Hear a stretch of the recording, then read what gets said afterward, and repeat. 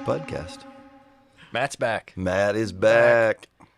I was wondering if Was he Levi gone? was How long was he officially gone? going to take my spot. No, because he kept correcting. Yeah. I was Oh, gonna say, he did? Jeff, it wasn't sitting well with Jeff that Levi was right all the time. I never invited him in here, and then he has the audacity. The audacity. Look at the camera right there and tell him exactly what he did. He kept calling me out. Yeah, he did. Like 2 weeks in a row. I saw that he was on him, and I was like, well, I've been replaced. That didn't take long. He charged us to be here. Did he? Hey, so give us the flyby rundown of top 10 facts about Africa that you know now that you didn't before you left. Because you made a journey to Africa. Just packing your backpack only. No need for luggage Did you lose your luggage for 5 days. and had to pay to get it back? I had to pay a fine, or a holding fee. I'm like, wait a second, I'm paying you for the baggage you lost? Yeah, but you can't pay us until the lady's off break. When will that be? An hour and a half. So that was great. Yeah, but you told me to only pack my backpack, but you say that every time. Mm-hmm. Bring new $100 bills. Don't bring old ones. They won't take old money. Yep, they will not take old money, especially on the side of the street. Let's see, what else? Food was great. What do they think of American politics? One of the guys asked me if Biden was confusing, and I said, well, he's not only confusing to you, like he's confusing to all of us. And he asked me if I liked him, and I said, I won't repeat what I said. You gave your opinion. I gave my opinion, and he just laughed. So it is interesting, though, the perspective of people across the world about America and our political issues. I found they follow our politics. Yeah. In some ways closer than many people here do. Oh, yeah. He was very well informed. Yeah. Whoever is leading here impacts the rest of the world. That's what's scary, Yeah. you know? Yeah. It is scary. But no, the people were awesome, and I was really surprised I mean, I was really surprised with how encouraging they were of the fact that we were there adopting a child from Africa. So He's adjusting all right? he's adjusting for sure. Are you adjusting? Yeah, we are for sure. No, he's full of joy, and he's always laughing. In fact, right before we came up here to record this, he was playing in the lobby. And the lobby was really loud. So he's adjusting for sure. So Quite a ride. yeah. Well, I'm not sure exactly where this podcast falls in the flow of podcasts in Greece. But we kind of tacked one in here in this series of discussion. And I don't know, I think we were interested in maybe finding a way to make this real in Greece, but it's from Acts 18 and 19. Paul stayed in Corinth for some time. He left the brothers and sisters and sailed for Syria, accompanied by Priscilla and Aquila. So we'll talk about that a little bit, about this procedure or plan that Paul has of raising up leadership, raising up people, right? But we did this verse as well. Before he sailed, he had his hair cut off at Cenchrae because of a vow that he had taken, right? So then he arrives at Ephesus, where he leaves Priscilla and Aquila, which is interesting. He takes it with him and takes them across to another continent and then drops them off. But he had his hair cut. So one of the big quests on our journey was to find a place to get our hair cut. Mm-hmm. And some of you guys did that. Yeah. Mine's never grown back. So It was so good. It I never asked for came back. the lifetime, Lifetime warranty. Straight razor was enough to give you a lifetime cut, I tell you. Yeah. That guy was serious about your haircut. He was. Hardcore. In fact, did you pay for my haircut? Or was it Farley? I'm going to go with me. Was it? Just, Okay, I never paid whoever it was back, so. I don't know. Appreciate it. Yeah, He, no problem. didn't he waxed your ears? Oh yeah, So- nose. The nose. Oh. Stuck it up I your had nose, forgotten ripped it about out. that. I think Stefan has some video of me getting my nose hair ripped out. He does. He showed me the video this morning, and I'd forgotten about it. PTSD, I guess. But I was like, It surprised me. I didn't know what was going on. I was like first up in line, I think. I didn't speak English, right? No, that guy did not. And he just gets a ball of wax with a Q-tip and shoves it up my nose and my You ears. thought you were getting your COVID test. I didn't know what was happening. And then he ripped them out. Ooh, baby. Yeah. I Did tell you you? what, though, it was an my experience. nostrils had never been that clean before. That you is know? true. Like, Maybe I should I'm do it not more often. too. We don't know about this vow that Paul took. I know there's kind of some speculation. It's a temporary version of a Nazarite vow. yeah. Yeah, that's what I've read about. Which the Nazarite vow typically was don't touch anything dead, Hair. alcohol, Yeah, no no alcohol, fermented drink. and don't cut your hair. Right, so he's completed his vow maybe, and he's cutting his hair. We think of those in terms of lifetime commitments, but there were limited term as well. So I don't know what he's doing there. Yeah. And I think it might have been you, Jeff, on the trip. We were talking about this, and you were talking about how it's a good thing we don't know. Like, because if we did know, we might be tempted in our human flesh to try to say, hey, Paul did this, so I'm going to do the same thing. And so the cool part about it is that it is the vow that he has made to the Lord. It's between the Lord and him. And Evidently, it was significant in their life or to somebody in the story because Luke takes the time to mention it. And, he's there for 18 months. There had to be so many other things that they did that were significant that are not mentioned. So he tells us this. I think one thing, though, is like we're coming to the end of their missionary journey, the second missionary journey. And, like you said, we don't know for a fact why he did it or whatever, but I think anytime we engage in the things of God and, like, have all-in focus on that, like, there's this time for intense, whether it's fasting, prayer, whatever it is, like, there's rhythms in our life where it's 1,000 miles an hour and completely dedicated, and then there's moments of rest and pause in order to reflect and, recuperate. And I see that as a pattern all throughout Scripture. And so I wouldn't find it out of the ordinary for Paul to do something like that. Yeah, completely committed. He's finished his term. He's accomplished whatever he felt called to do and to be there at Corinth. And he goes down. And we went to that harbor at Cenchrae. It's pretty neat. You could still see some ruins out is that in the water. the harbor that you... It was the harbor. There was one dude swimming. Yeah, there's a guy swimming there. Did not have any clothes on. That's It's just a cult- benv it's at a cultural thing. christchurch.com. If you want. We were Cultural like, thing. Let's step back and let him get out of the water. I think we surprised him by being there as much as he surprised us. yeah, well, there was nothing There's there. like nothing there, and then 8 guys show up. He's like, Yeah. Yeah, it's definitely not a tourist site or anything. And it wouldn't be for us either, except Acts 18:18. Paul takes off from there and being the crazy the thing, reenactment though, like we were trying to do. We're looking at the detail. like the wharf and everything is still there. Still there. Like Yeah. from the time of Paul, and no one has done anything with it, or it's just wild that They'll just be that's left there. there.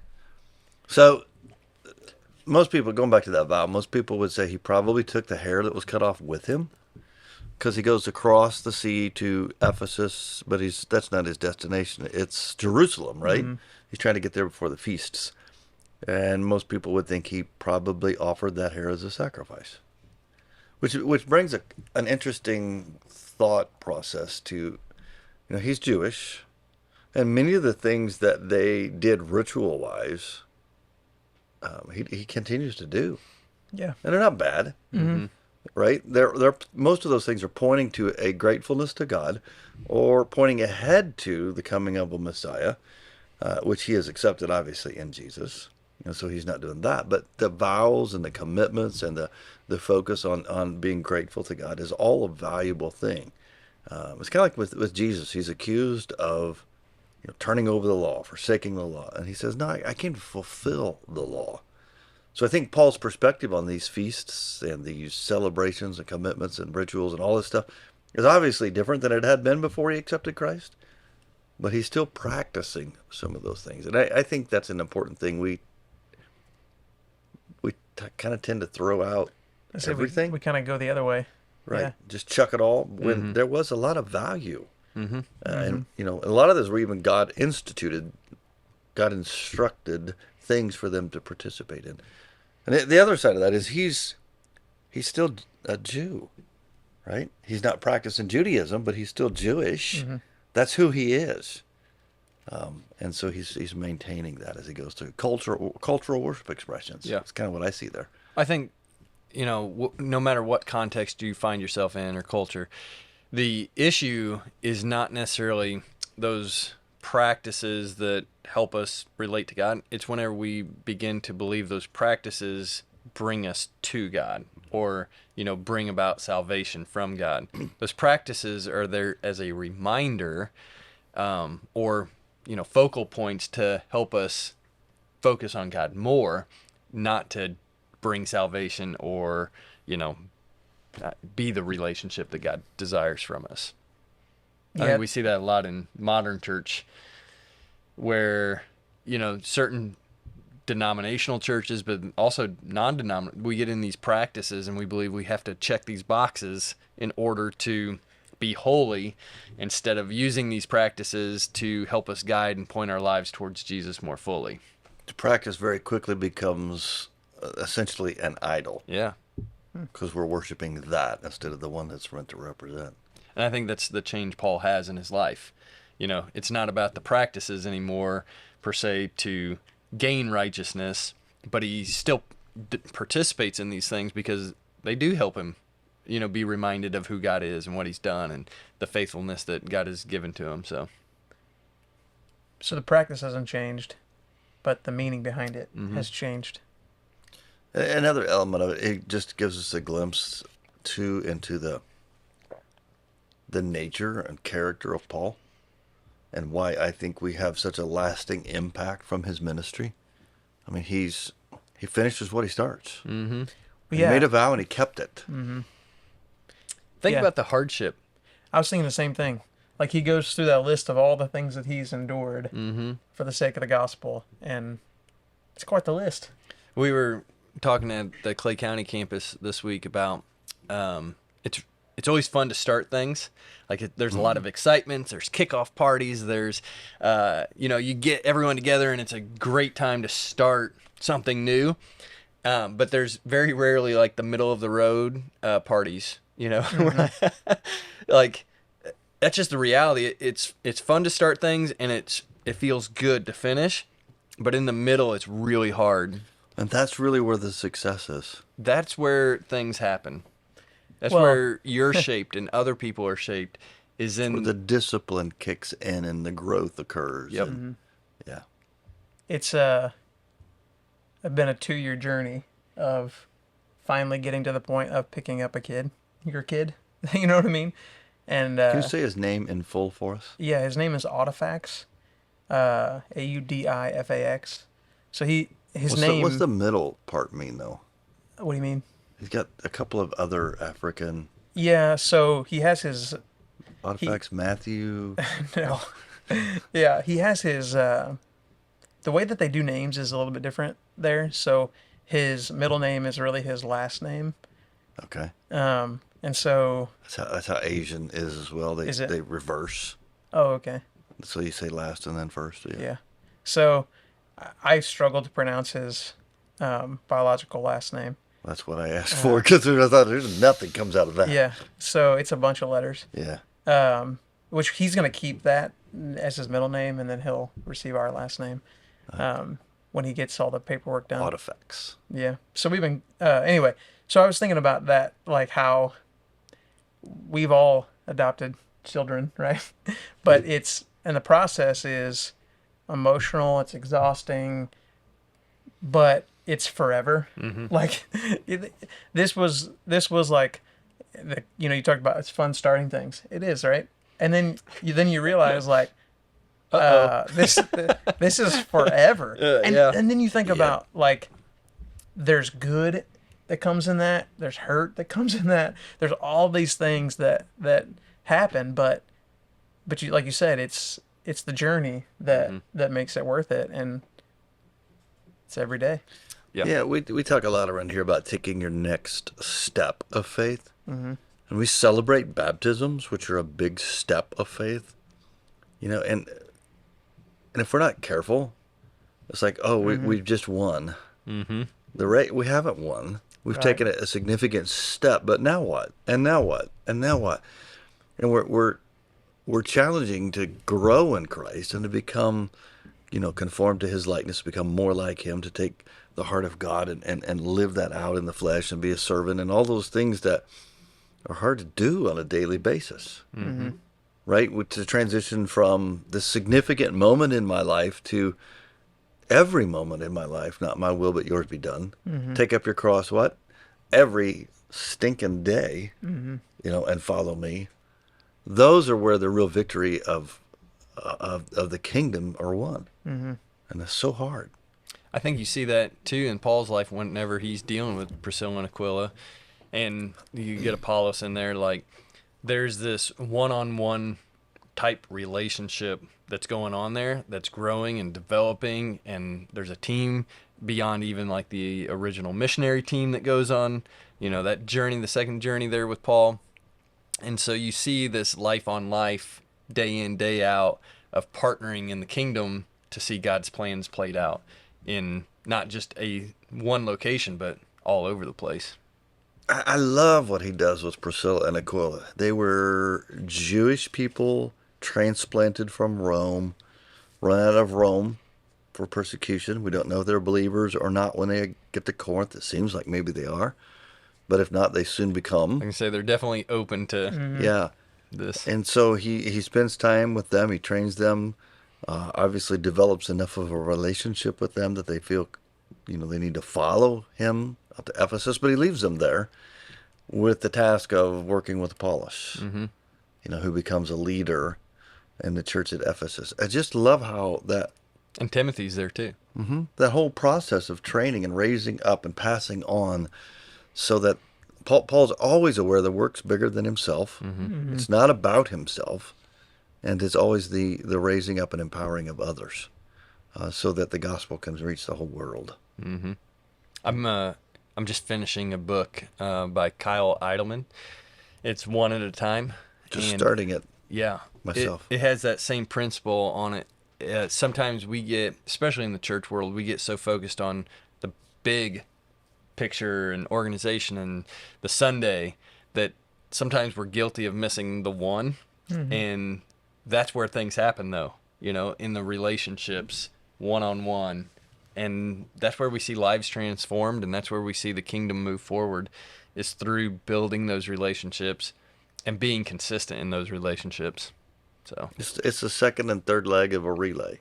That nobody notices. The guy that's in the starting blocks gets all the focus, and he passes. I was always the second leg in high school. We ran a 4x800. They'd never let me run. yeah, I was gonna say I didn't run. That was not my Well, gig. if you don't know, then you don't realize the second leg's always the slowest of the four.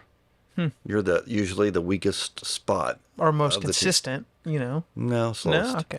I might try to turn a bad thing into a Generally good the thing. slowest, and nobody pays attention, right? And then the third, and nobody seems to pay attention. But then the fourth guy gets across the finish line. Right. Everybody's like, yeah, he's But the middle two are key to the race just as much as the start and finish.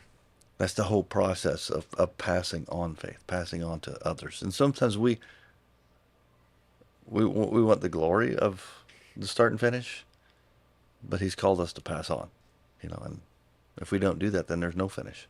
It's just a beautiful picture here. And I love Paul and how he does that. He's really hammers on the Corinthians that it's not about me, it's not about you, it's about God and his glory, and we are the church. And we do that together. Cool place. Cool story. Any other thoughts this week? I'm glad we did this expedition Greece. Oh, it was incredibly beneficial just for my own understanding of Acts. I felt like I knew Acts pretty well, and then we went and saw these places. It just, Every time we go somewhere, I'm reminded of how much I have to still keep learning. yeah.